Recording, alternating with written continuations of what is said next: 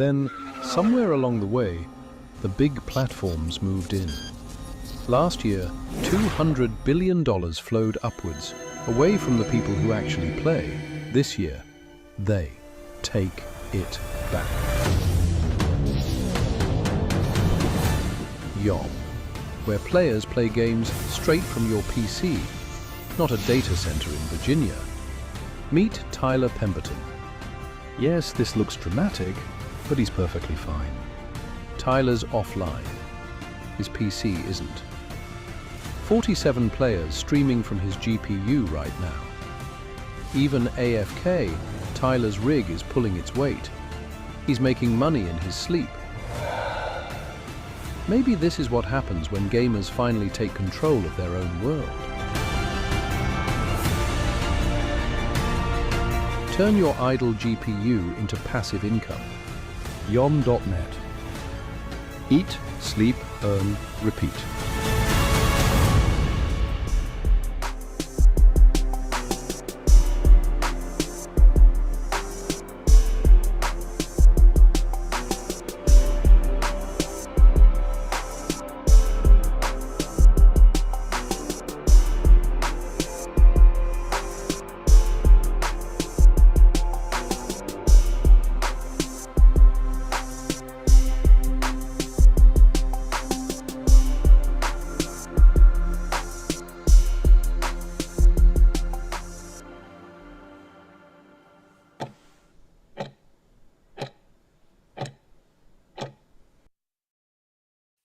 Good afternoon, everybody in the community. Welcome to another live stream.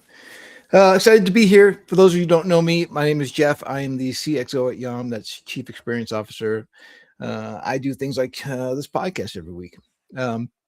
We got a full slate today. We've got a guest, Parker from Avalanche is going to be joining us. We're going to talk about gaming and the Avalanche chain and the future of gaming just entirely.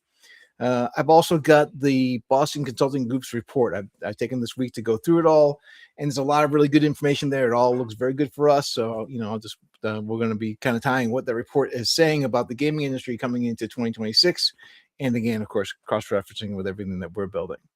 For people who are new, I'll do a quick recap of what we are. YOM is a decentralized cloud gaming network. What we do is we allow people who have a gaming rig at home to loan us their rig, their GPU cycles when they're not using their computer, and we pay them to stream high-quality, AAA quality games to the end user. Now, the end user can be playing from any website on any mobile device or any computer, laptop. Basically allows AAA quality games to be played on any device that has internet access. And then we have a wide open set of channels, which I've got more information about that too. But we've already enabled gaming of AAA quality content on any URL. Just like you would embed a YouTube stream, you can embed a game stream from our network to any URL. Also inside of Telegram, also inside of Discord, and we've got a new one this week that I'm going to unveil in a little bit. So basically what we're doing is we're allowing people to play AAA quality games anywhere they are on any device that they have, which is just phenomenal. It's going to be great for the gaming industry. As I've said a number of times, it unlocks the creative energy that's inside the gaming industry. Let's do a little bit of housekeeping first, just before I bring up Parker, because I always like to touch on these kind of things. We had a couple of different submissions for the, generate your own picture of Walter. And I wanted to share some of those with us. Let's see. Stop doing that and bring up this over here. Nope, can't do that. So, David, 60 FPS has done a couple of great pictures of Walters. Now, again, just to remind everybody, our mascot, Walter, is a rust-colored ape. He wears a white t-shirt and jeans. He's slightly overweight. We always kind of try to throw that in there. And he, just for David's sake, he wears these round blue-tinted glasses. These glasses here, not exactly Walter. So if you want to get the mascot 100% correct, they are round blue-tinted sunglasses. If you want to submit your own picture, put it into any kind of Twitter feed, a social feed, we'll find it, or tag us in it so we can find it, and we'll bring you up and kind of plug your X account. And if you haven't followed David 60 FPS, I suggest you do so. He's really helping us out with his posts and his Walter images, and then really just talking about YOM in general. We've got a lot going on with the Mindshare leaderboard. But again, EJ this week tops the leaderboard. He's up at, again, 2,000 points. And if you haven't followed EJ on X, EJ Meta X, follow him, please. Again, once again, he's talking a lot about YOM. This reason why he's on top of the leaderboard. He's pushing us and to explain to the community what it is we're building. We think, again, the idea of making passive income from your gaming rig at home is just a great way for gamers to earn the income that they want to earn so they can further spend it in the gaming economy. And that means to game developers, they're reaching an audience who's already invested in playing their games. And again, the way that we stream our games, it's 95% cheaper than if those gaming publishers were wanting to stream through, say, Amazon or GeForce Now, because we're not building a big data center. We don't have to have that kind of infrastructure costs. We're using gaming rigs around the world, and we're decentralizing revenue by putting it out in local communities on just by paying your local machine. So here in South Carolina, we've got a couple in Atlanta. We've got some down in Australia, some in South America. Europe is doing very well. And you can see all that on stats.yom.net to see how big our network has reached. All right. That is a little bit of housekeeping. Let us bring up our guest, Parker from Avalanche. Parker, how are you? Welcome to the show. Hey, Jeff. Thanks for having me. I'm doing well. How are you? Very good, very good. So for everyone at home who's just watching, Parker and I have really only just met. But Parker's been with the Avalanche team for quite some time and inside the gaming space for some time. So Parker, I'll throw it to you to give the folks here just a quick introduction about who you are, your background, and what do you do for Avalanche? Yeah, for sure. So as you mentioned, I've been here at Avalanche at Ava Labs specifically for 4 years next month. So it's been quite a ride. I joined as an associate focused on gaming and have been running the charge for about a year now as gaming lead.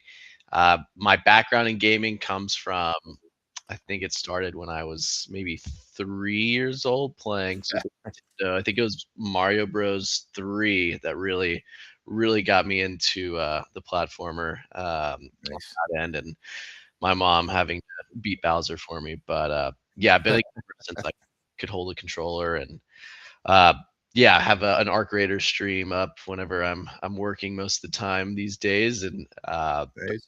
as it relates to gaming and Avalanche have been helping grow the ecosystem as far as onboarding game developers, studios, and gaming adjacent companies as well, such as you guys. And yeah, excited to kind of dive into today's topics and see what we can talk about.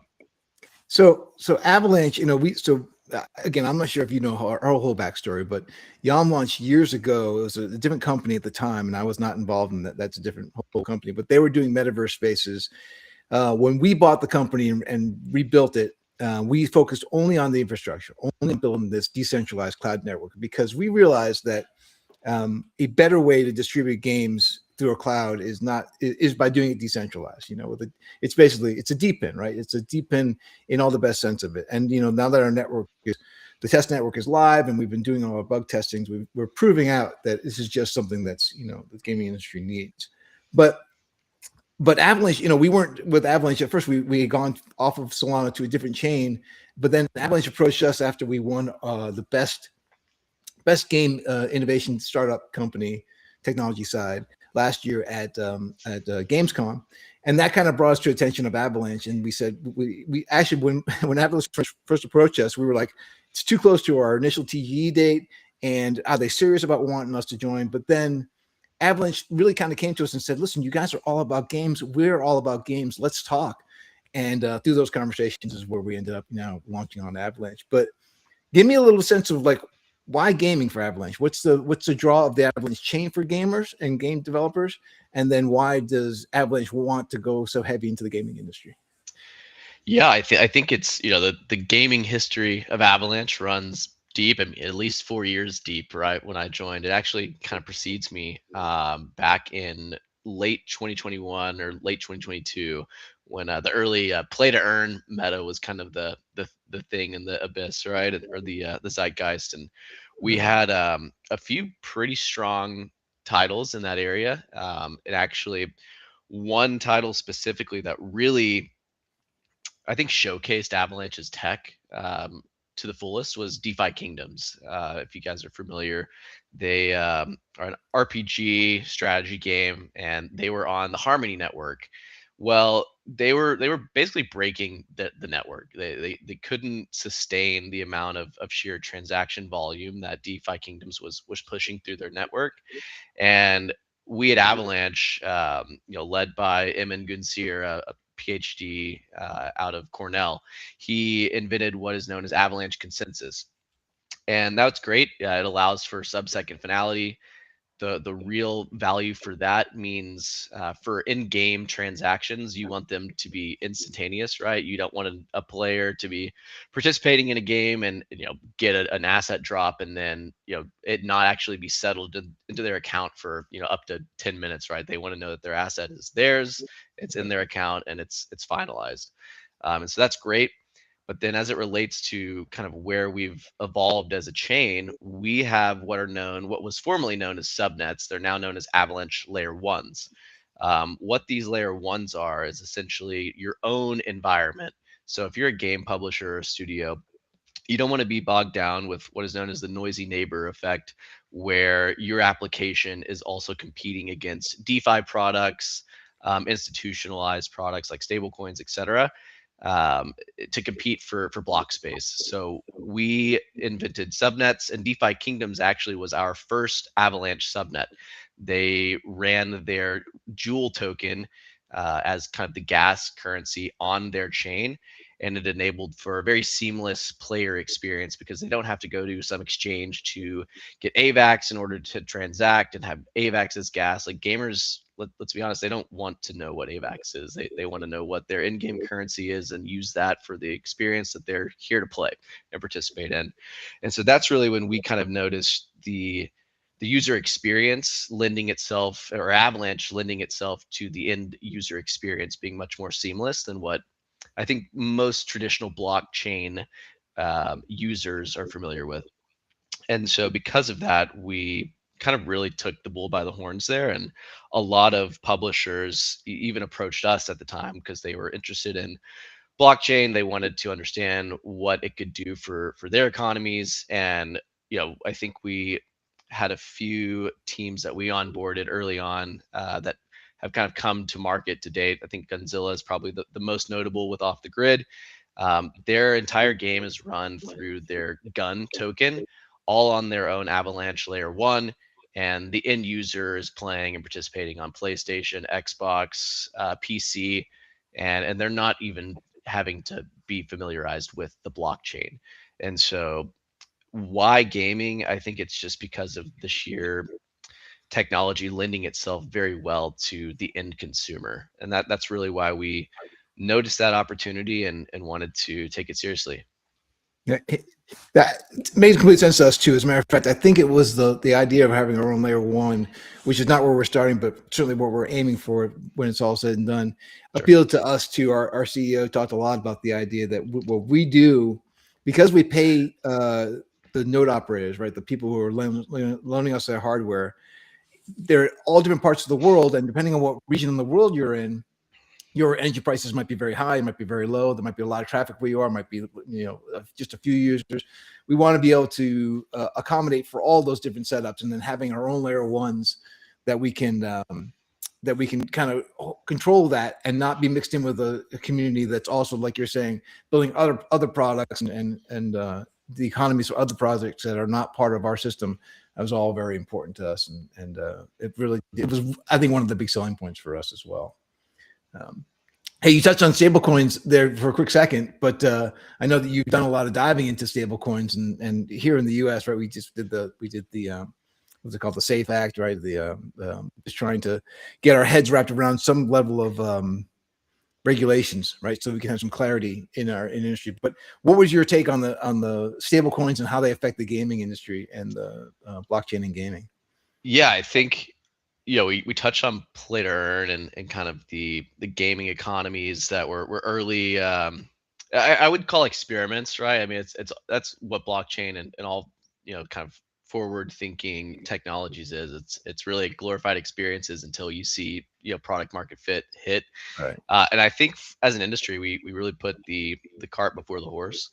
And for me, it's been kind of taking a step back and understanding, what is blockchain enabling, what is the real product market fit for the technology. And at the end of the day, it's really it's a value transfer layer of the internet is how I see it. And what's the purest form of value transfer? Well, it's payments, right? And so being able to facilitate trustless payments, global and instant, is a huge value proposition that blockchain enables. And stable coins, especially with the regulatory clarity that we've gotten from the Genius Act and clarity bills, which I know there's a lot going on right there in the market, and kind of what those bills are going to end up looking like. But they really set a precedence of, okay, stable coins are real, they're happening, and a lot of these institutions and publishers are going to start being able to take the technology seriously because they have clarity to do so. And so for gaming specifically, what I think it unlocks is what I'm more or less kind of considering a new loyalty path, right? And I think we've seen that laid out pretty well with the incumbents, which in my opinion are Fortnite with V-Bucks and Roblox Roblox with Robux, right? Every year for Christmas, I think, my nephews, that's all they want. They just want V-Bucks. They just want Robux. Yeah. Um, and the sheer, I guess, scale of the economics there, you can do a lot with V-Bucks and Robux. Well, if you're a large publisher and you didn't start with a unified economy, you're kind of behind, right? Like all these publishers need to compete against these guys in order to either come back and kind of catch up. But do they really want to go back and like recreate the rails in order to do that? I don't think so. I think it's going to set them back. And so in order to basically enable like this sort of economy, you can just tap into blockchain. Like we already have the rails for publishers to facilitate and issue their own, what I would call a stable coin, but their own unified currency. So if I'm EA, for example, right, they have siloed, isolated gaming environments. You play Madden, that doesn't necessarily mean you go and play MLB The Show, right? They have no real way of pushing users from one game to the other besides just spending a crap ton of capital on marketing. But if you had a unified, economy, right, you're able to seamlessly push users from one game to the other by using that currency. And so that's really where I believe stablecoins lend themselves to be such a powerful tool for these publishers, right? They can issue, we'll stick with EA, for example, right? They could issue an EA cash. It's all on chain, and they're able to effectively own all of their portfolios across one unified economy versus, where they're at today. And I think it's really just a loyalty system, is how I would kind of frame it. And that's You what know, I'm excited about. it's funny that you bring that up. In my outside interest includes monetary theories and history. And I was recently hearing a couple different interviews talking about the reunification of Germany after the wall fell. And they had said that, unifying the East and West Germany was going to be a very difficult task to do. They figured it would take 10 to 15 years. And what happened was eventually, like almost immediately, they said, listen, we'll just let everyone use the same currency. Let's just all use a Deutschmark. And that, like overnight, made them unified because now they had a single currency to do their exchanging with. And that was just the thing that broke down the metaphorical wall after Yeah. the wall itself came down. Yeah. And so I can see what you're saying. The stable coins over a certain ecosystem, like an EA ecosystem, can help get people from one game to the other very, very quickly. So Yeah, no, it lends itself to commerce very well. I mean, that analogy is perfect, right? Because if I'm in East Germany, I don't want to go to West Germany if I can't transact, right? I'm gonna have to right. figure out like conversions and all that. Whereas I can just go spend my same currency in that economy and still be seamless, if you will. And that's Right. definitely a good analogy.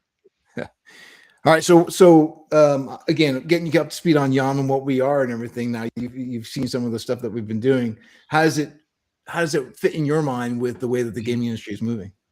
Yeah, for me specifically on the gaming team, it's been, like I said, kind of taking a step back and understanding, what products and technologies can help us go and win more deals and partnerships with the publishers and real gaming players of the world. we're all in the gaming world, right? We know that content is tough, and it's a very, very hits driven business. And so, with YOM specifically, right, you guys have a very strong product wedge that us at Avalanche, like we're not going to go build our own cloud infrastructure, and this isn't an area that we want to tackle. And so we need to find partners that can really enable our wedge to be much more appealing than just, hey, come build your own blockchain and environment. Like, we need to have the infrastructure and service providers that we can tap in our network to go and pitch these publishers and say, hey, you can build your own in-game economy. That's cool. Like, that's going to be a whole other pitch and sales process in and of itself. Whereas we can just say, hey, we're working with YOM. They have a really cool, cloud infrastructure that you guys could tap into, and expand kind of our, I guess, footprint in the publishing world. And so I think, as it relates to our partnerships and how we see things going forward, it's really becoming an embedded finance solution where we're just the sheer like settlement layer for assets and transactions, right? Where we partner with products that actually make companies money or save them money. And the wedge there gets really easy, right? If I go pitch a multi-billion dollar company, like, hey, you can save 5% by doing this, it's pretty easy decision, right? Right. Versus traditionally, hey, come build on blockchain, and maybe like you'll figure out how to use it properly. Like, that was kind of the old pitch, and nobody, for the life of me, really perfected it. We've seen several economies kind of come up and start finding success, but it takes a long time for that to happen. It doesn't happen overnight. Yeah. So yeah. Yeah, and I think some of the things that we're trying to bring over to Avalanche too is we've got a pretty strong dev team who have a lot of inroads into the gaming industry, into some of the bigger publishers. But a lot again, a lot of those bigger publishers aren't ready yet, or they don't know from Web3 and blockchain to get involved. We set up our cloud network to not, they don't require to have any understanding of how blockchain works. We're not asking them to purchase YOM tokens to pay for their time. They pay in fiat, and we'll do the conversion ourselves. Mhm. But at the same time, when we have those conversations with them about, but there is blockchain also available. And if you're thinking about going into the Web3 space with any one of your titles, take a small title first and try it out. Let's introduce you to Avalanche. This is the chain that where games happen, and these guys understand how the gaming world works and how in-game economies can translate into blockchain economies, and then again help your whole catalog out when the time comes. So that's kind of our hope, anyways, to bring more games over to you guys while you guys bring more games over to us. Yeah, it's a very, very synergistic relationship, and I think, yeah, very excited to attend Dice and GDC, and now that we have more or less kind of a Rolodex of partners who are kind of focused on their own lane of how we can service the games industry, and work, as a kind of a, would say, like a vertical integration partner with Avalanche. Like, it's very much a 1+1 = 3 sort of equation. Yeah. I'm not going to be at Dice this year. I don't think I'm making the GDC myself, but I do know that we're sending our biz dev team there because, again, they've got all these inroads. So we'll make sure we set you up with those guys, and you can have them sit down and meet them. Actually, I think I looked at I lurked on your LinkedIn because that's what I do before these interviews. and John Kavanaugh, who's head of our BD, yeah, he's our YOM guy. So maybe, and it looks like you already know John, or at least you guys are linked in together. Yeah, I think me and John will hopefully grab a beer or a nice meal in Vegas at Dice and see what we can do to kind of go conquer the gaming world together. Nice. All right, I know you have a hard stop in like 4 minutes. Let's just real quick. How do people follow you? How do they follow Avalanche? What's the best place for them to find you guys on socials? Yeah, for Avalanche, you can just, very simple, at Avax is our Twitter. You can follow our LinkedIn as well. We do publications there, and then myself is at PARKK 3 underscores. Sorry, that's probably not the easiest tag, but I post miscellaneous, but usually gaming and golf content, and the occasional shit post, but crypto as well, naturally, as my position lends itself to needing to be an expert in that area. And yeah, I think overall, we've got a few initiatives we're running as well. If there's any builders in the YOM ecosystem, another area of focus for me is kind of helping set the table as it relates to developers building on Avax. And so we did kick off $1 million incentive prize pool for what's known as build games for any indie developer who's kind of been thinking, yeah, I really want to take the plunge and kind of commit myself to building my passion project. Doesn't have to be a game specifically. I know this audience might be more catered to gaming, but any application that you want to build and develop, we want to incentivize that. And yeah, come compete and see if you can win that. So that's kicking off. Applications are being taken in. That's probably the only other miscellaneous call to action that we have that might your audience might be excited about. Nice. Yeah, I think I pushed that link out maybe a week or 2 weeks ago when you guys first announced it. I pushed that Build on Avax contest, but I can do it again. I'll include the link inside this broadcast along with your socials and such. Awesome. Well, thanks for having me, Jeff. Yeah, Parker, it's nice talking to you. You finally get putting a face to the name, and we'll be in touch, I'm sure, after this and over the days and weeks to come. Yeah, this is great. Appreciate it. All right. Cheers. Thanks. Bye, y'all. All right, buddy. That was Parker from Avalanche. It's good to see him. Good to actually, get a chance to talk and share with him what we're doing over here. All right, so we're gonna switch gears now. I'm gonna go into the report that I was talking about. So, part of my role here at YOM and part of the reason why one of the things I love about doing this job is that I get to look at a lot of the reports that come out from these various consulting groups and various. I spent a lot of time on the other one. I did a whole broadcast on the one from Matthew Ball. So, but this report is from the Boston Consulting Group, and it was released back in November. It came across my desk a couple of weeks ago, and I started sharing bits and pieces with you guys. But I'm going to spend a little bit of time here going over the full report. There's a lot in there, but it basically comes to 5 different conclusions, and 4 of the 5 point right to YOM. So it was pretty good to see. The topics that they covered was generative AI, from console wars to cloud wars, user-generated content, app stores, and improving monetization. I guess growth through disruption was another. Maybe it was six topics that they cover. What at the high level, what they're saying is they're expecting a return to the increased growth. So gaming, it's on the Matthew Ball report. Gaming had kind of had a year-on-year 10% compound annual growth rate for about 10 years, from about 2011 to 2021. It was a great, massive surge. They tied that to people buying mobile games from their mobile phones. People getting mobile phones for the first time. That was in that whole range, and it was a real good surge. But then about 2021 to 2024, 2025 kind of leveled off and things have kind of gotten stagnated. And certainly I've got plenty of friends who are in the gaming industry who are posting fairly regular. I get a post on my LinkedIn that says, hey, I've been downsized and looking for a new opportunity. But what the Boston Consulting Group, which if you don't know who they are, they're a very large and very established consulting group. They're saying that they expect to see the gaming itself to increase over time. And they're pointing to, fortunately for us, cloud gaming as being one of the paths that bring many more gamers to the space.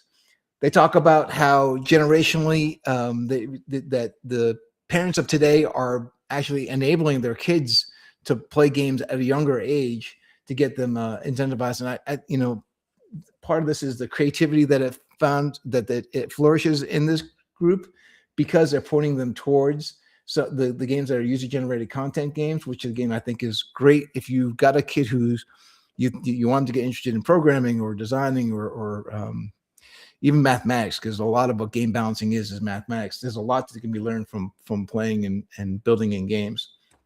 So the report talks about where is each generation playing? Are they playing on a PC? Are they playing on a platform? Are they playing on mobile? It doesn't surprise anybody that the baby boomers are playing more on mobile, and Gen X a little bit too. That's where I probably place myself. But they're saying that the growth in that Gen Z group, the PC gaming space is actually growing, which is helpful to know because again, that's where we've got a lot of access, and we can help to increase that access. Generative AI and the opportunities there. I'm not going to touch too much about this, but I will say what they do conclude is it's full of, there are still risks. The gaming community, and I'm one of these people, still kind of want to see the creative hand of the artist and the programmer involved in the game. And if a gaming studio just offloads the whole thing to AI, it still kind of sits wrong in our minds that we're not getting I'd rather not be entertained by a computer. I'd rather be entertained by an artist. So anyways, it's just a word of caution. They're saying it's going to be used more, and certainly it will. And we use AI plenty at our studio for development or for bug testing, that kind of thing. But you can't rely on it. You have to have smart people still at the helm of your products. So they talk about that. So I'm going to go that real fast. This was a big section that really kind of pointed to us. The idea that many of the community are going to move from console into clouds going forward. And they give a couple of reasons why, and then a couple of observations about the space. So one of the first sets of numbers that I noticed was that they're saying that at least 60% of the gaming community has reported that, yes, I've played some on the cloud, right? Oh, excuse me, 70% have said they played some on the cloud. 80% of that 70% said that they had a positive experience while doing so, but they're still not spending a whole bunch of time doing it. They didn't really say, I got the question inside of our community chat, the 20% who were dissatisfied, what was the reasons for it? They don't really talk about the reasons for the dissatisfaction in the report. I don't know if they didn't ask. I would speculate it's either long wait times or bad or latency or subscription costs. Because again, we saw a lot of dissatisfaction with Microsoft when they increased the XPass costs. So lots of reasons to be dissatisfied, and again, a lot of things that we don't have any of those issues really with us, unless the game developer themselves decides to put up a subscription fee. There's no reason to set up a subscription through YOM. Regardless, they're saying that the people who have played it said that they like it. It's just only 27% who are doing it regularly, which, as the report is saying, that leaves a lot of headroom, a lot of room for growth, which is, again, I think one of the reasons why they're saying they expect a 57% compound annual growth rate of dollars being made, or 54% annual growth rate in player usage between now and 2030, or from 2023 to 2030. So they expect, again, up to 5 million users by 2030 playing off of a cloud. It's just they're expecting a big upturn. That's because it's got this kind of headroom up there. And again, I did a whole Medium post. If you haven't read it yet, if you go to our Medium account, you'll see I did a whole breakdown of really mostly this section, but then some of the other things I'm gonna cover really quick in this run through of the report. User generated content. Again, they point to this being a big area. There's a real market desire for being able to modify the games that people are playing. After a while, if you've been playing a game for a while, but you get a chance also to create your own level or add your own weapon or have your own space that you can invite your friends into. This is a growing area still, but it's still not. It's not. There's still very few games that are doing it well. So the opportunity is there if you're a game developer and you're deciding that, hey, should I try to put user-generated content as a part of the core game loop? Their encouragement is to do so. And again, they're saying that this is a growth that's happening more with the younger generations than this is something that's happened that the older generations are getting involved in. Even just the idea of watching a game being played, watching someone else's content, that's happening a lot by the younger and younger generations. Gen Alpha certainly taking the top billing in that. This App Store application section here about the app stores and how it's a revolution for distribution. They're really talking mostly about mobile games here, but there is a correlation to what we're doing with this idea of a different way to distribute games. The basic summary of what they're coming to is that people are more interested in downloading the game from the game developer's website than they are going to, say, the Apple Store or the Google Store. They want to do it, but there's still so much friction in that process that they're still kind of stymieing. Like, they want to do it, but it's hard to do, so they don't do it as often as they would want to. So the idea of setting up much easier channels for distributing the games is really what they're saying, that this has to happen next. And again, this points to what we're doing with YOM. As I've said, we've made it with our game streams that you can embed your game stream. If I'm a game publisher, I can embed the stream of the game, this AAA quality game, inside of my own URL, and it can be just a demo of the game to get to the full download, or it can be the whole game. It's just on our network and running. Or you can embed the demo or the full game inside of a Telegram group, inside of a Discord group. And again, as far as the flywheel goes, if the competition is between, hey, I've sent you a link to Steam, and after you download and install it and update your drivers, you and I can play together, I'll catch you in about 4 hours. Or, hey, I sent you the link in Discord, and now we're playing immediately with each other through Discord. The game adoption cycle is so much faster in our version, right? When you set it up through a stream through YOM. And they're basically saying the same thing without saying it about YOM. They're basically saying they just need faster ways to get people immediately into the game, and the stall of downloading and installing or going to an app store to get it is slowing down conversions. That goes along with the monetization section here, where they're talking about it's still important to people how much a game costs, and there are still people who will, because of the economy being what it is, people are prepared to wait. They're said, we'll wait until the game comes to a discount before we're going to go ahead and make the full purchase. Now, that's not going to be the case with the highest. They make the point, the highest value games. Like, you're not going to see very many people who are very much waiting for Grand Theft Auto 6. They're not really going to wait for a discount on that one, but they'll certainly wait for the other games that they want to try. And anytime that you add a wait into the adoption cycle, something else comes along and people forget that they wanted to play that game and they're waiting for a discount. So these are the kind of things that still stop adoption. And what we're saying again is get them immediately into the loop of the game through a demo, through a first episode, because again, we allow episodic uploads to our network. This kind of thing that'll get adoption much, much faster.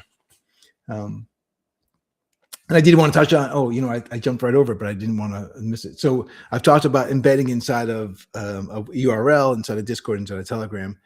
One thing that our dev team has put up to this week, we're still in the testing phase right now, but it is operational and working, is embedding the game into which essentially a PowerPoint, a document that a game developer might send around to investors or to publishers to get their game noticed. You can now embed the link to the game from our network into, say, a presentation that you're mailing about. So that it's not a matter of sending them again to a video on YouTube or embedding the video of YouTube video of your game. You're actually allowing them to play the game that they may want them to invest in or to publish for you. You can now send that game link around, and they play while still inside of the presentation. It's a huge win. Again, as if you're a developer who's looking to get your game noticed, this is another way to open the door towards those valued partners.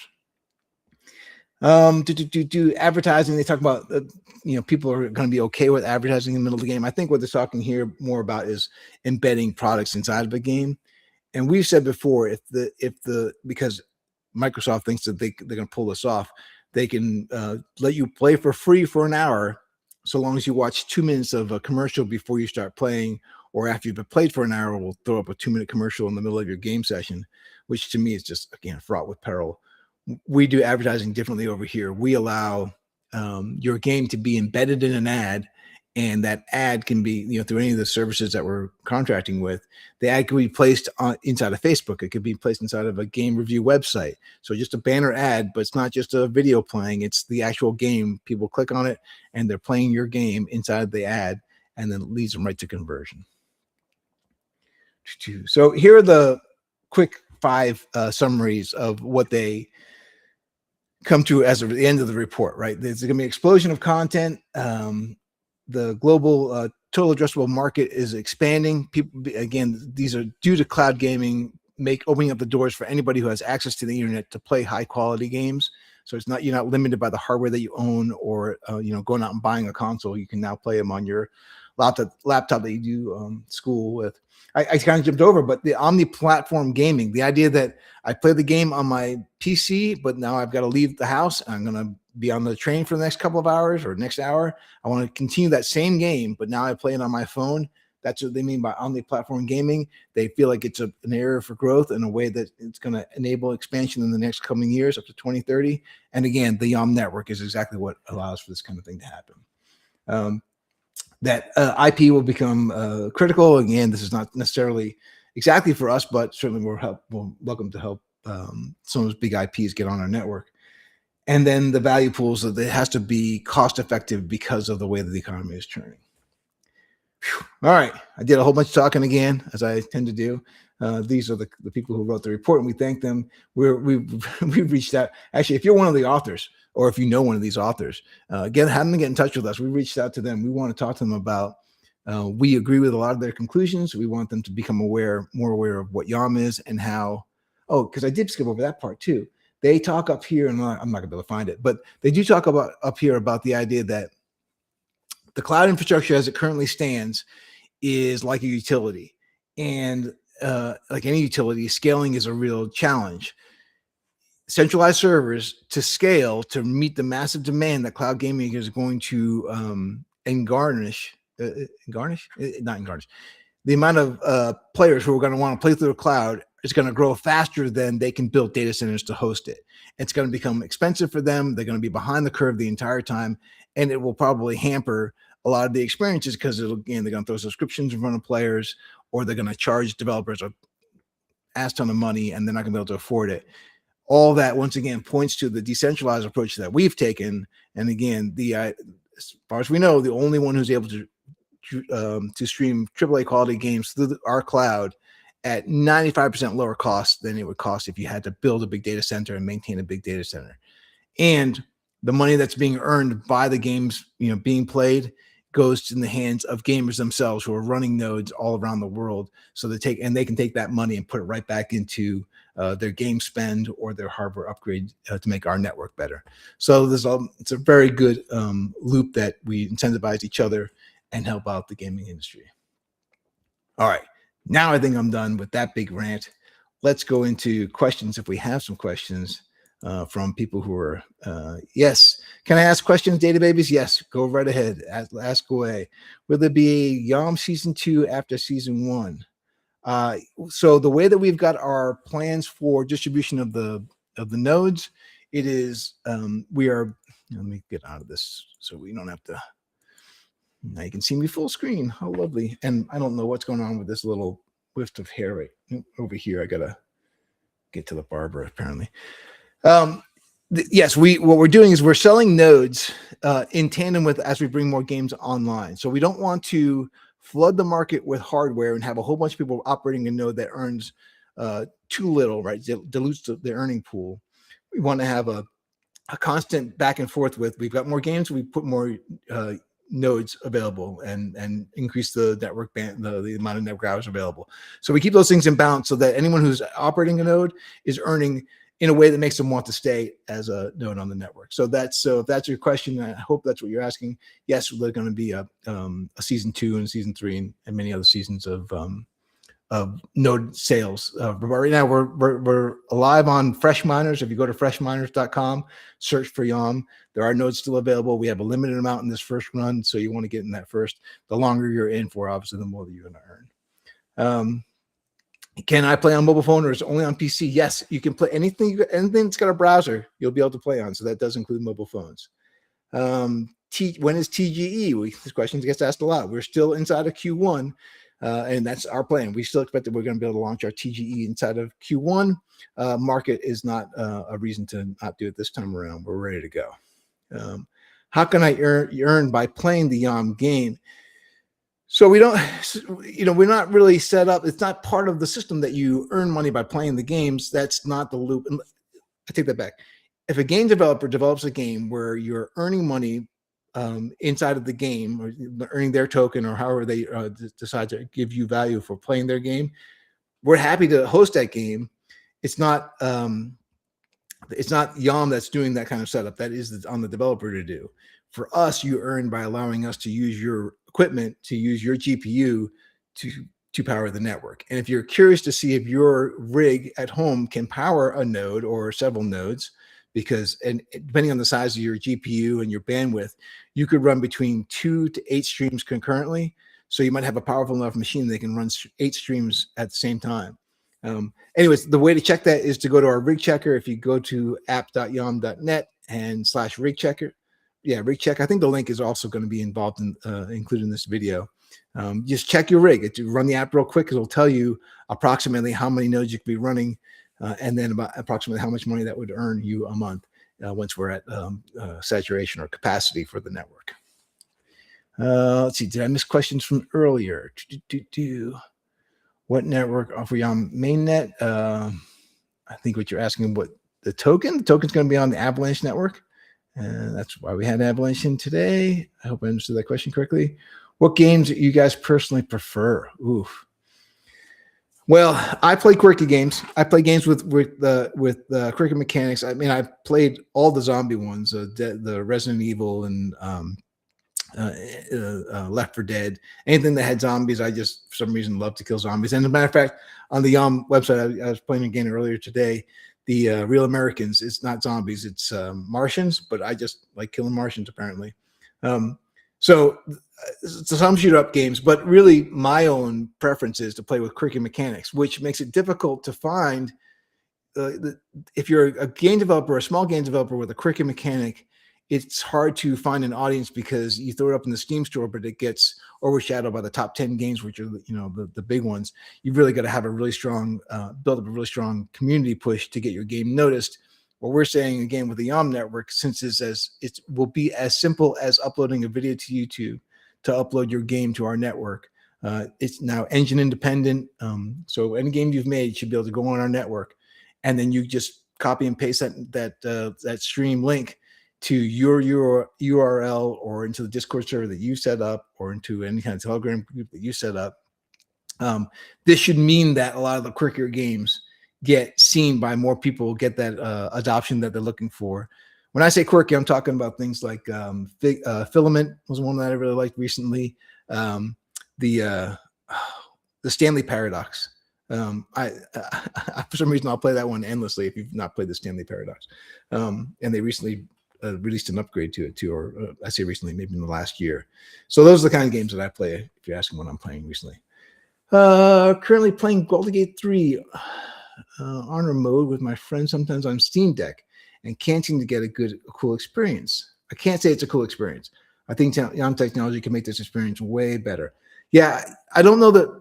I mean, the Steam Deck I have to look into. I don't know that it uses regular web browser.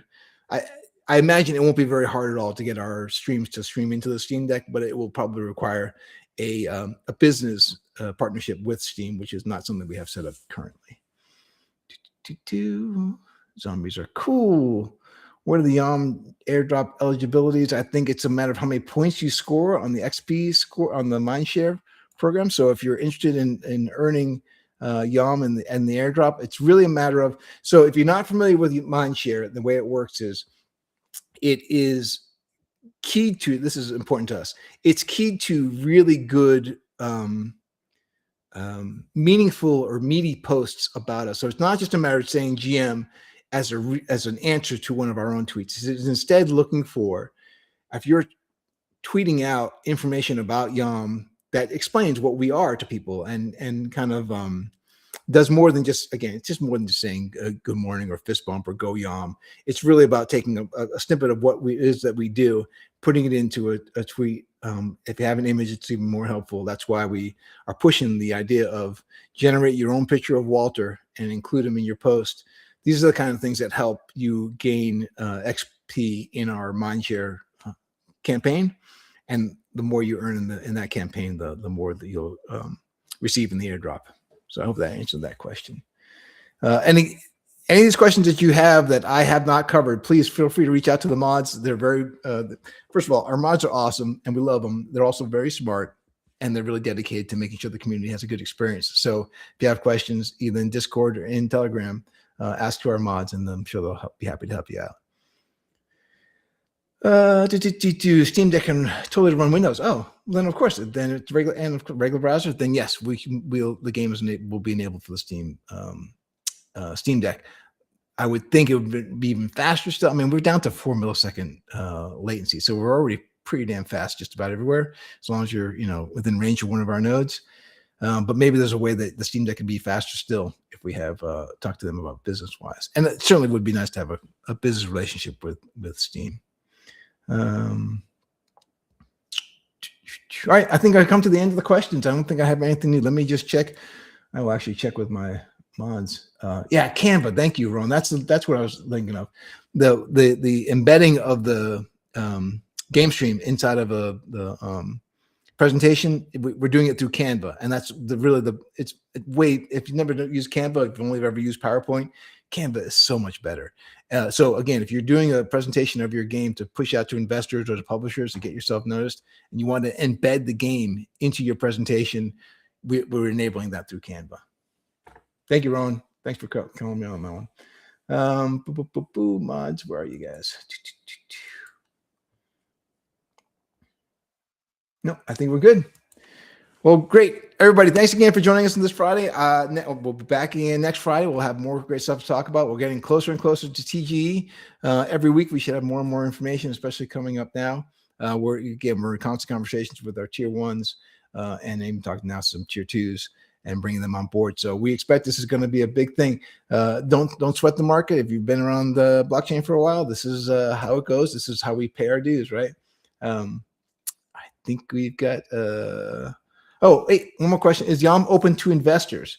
Yeah, reach out to us, info@yom.net, and we will get in touch with you if you're an investor who's looking to invest. What's required to be eligible for the YOM airdrop? It's earning XP. I'm Munir. Get involved in the Mindshare campaign. Cool. Again, rig check. That's your a good way to. Oh, you know what I didn't touch on? I apologize, and I'm going to do it right now, real quick. So the dev team made for me a real cool tool. Well, not just for me, but I made a whole team. I'm taking advantage of it. And if you watch closely inside of the intro video that I run, the timer video that I run at the beginning of each episode, I did include a screenshot of it. So let me bring up that screenshot and explain to everybody what this is and why it's so important. So if you've made games before, and I have, one of the big things for us is analytics, like having data to let us know, are we doing this right, and can we do it better? And what's the data there that supports that? So let me pull up this image here. This is just a now where are you? There it is. I don't want to do that. I want to do this over here.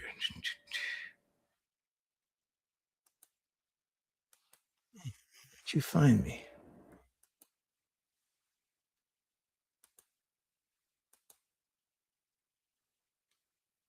There it is. Nope. I gotta find a way to bring this image up. This is really important. Good.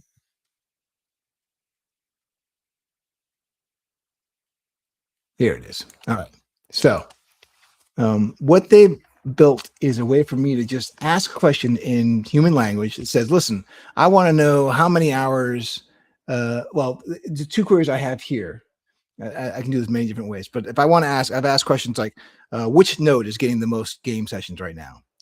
This question above is, what time of day in Europe are the most sessions being played? And this showed me, and then the last like 7 days, I think I did the last 7 days, and it showed me like we got 200 sessions, and that generally happens about 4 o'clock in the afternoon. All right, so worldwide, what time of day in the local area is the most sessions being played? That also ended up being about sometime between 1 o'clock and 3 o'clock. So these kinds of analytics that we can dig out of our network to show, well, so if we want to take the network down and do maintenance, let's do it at 5 in the morning because not a lot of people are playing that time if it's local time. Or if I want to know how many nodes are getting more than one session at the same time, and what time of day are they running multiple sessions? Is there a node that's not getting any sessions? Like these kinds of questions I can now ask to our database through just a very simple query, and it kicks out an answer to me. This is like hugely important. I can't tell you how excited I am that our dev team made this for me. because now it helps me. It not just helps me, it can inform the publisher who we're working with, the game developers we're working with, to say, hey, if you want to, like, I haven't done all these queries yet, but like, what day of the week is the most important day of the week to launch a title at? I can give them information about that kind of thing now. Are they playing through Telegram or Discord? Which one's getting more hits? Is it getting, I'll take all of our games that are in the shooter category. Are they getting more hits inside of Discord, Telegram, or URL? Like, all those queries I can now ask and get information in real time very quickly from our database. So this has been a huge, huge win for us. This is, again, just showing all the things that our development team has been building behind the scenes. You guys don't get to see it all, but I certainly do, and I'm super appreciative. Okay, now info@yom.net, Phil. Philip. Yeah, Bar Philip. Info@yom.net is how you want to reach out to us if you have investor questions. Will the YOM website be emerging with one of the on DC during? I'm not sure I understand your question, Don Lee. Will YOM website be merged with the one on DC during airdrops? Will the airdrops be showed on our website? I ask that question into the mod chat, and let's see if they can get to the bottom of what that question is actually asking. I'm happy. I think those guys. I tried playing games on YOM, but it shows your country is not eligible. Okay. Will you claim the airdrops on day of TG or after that? I want to say after that, but it won't be very long after that. I will have to research to find out the actual answer to that. But Don Lee, you're asking, you tried to play the game on the YOM website, but you got a message that's saying that your country's not eligible. It's possible, depending on what part of the region, what region of the world you're in, and that, like in Asia, we haven't really got as integrated there as we have in Western Europe. So it's possible there's not a node close enough by to you to give you a good experience, low enough latency. What it really means is we need node operators in that region, because you'll be one of very few node operators there, meaning you'll be earning more than other parts of the world where it's saturated with nodes. So it's an opportunity for people who are entrepreneurialistic to open nodes in those areas where it's saying that your region's not eligible. Whew, all right, cool. We're running right on the hour, and I don't want to go over the hour. It makes the YouTube algorithm not catch as many people watching. So cool. No, sorry, Barfeld. It's info@yom.net, not .com. Net. All right. Thank you, everybody. I will catch you next week, and everyone enjoy the weekend. Be good to each other, and we'll see you again soon. Cheers.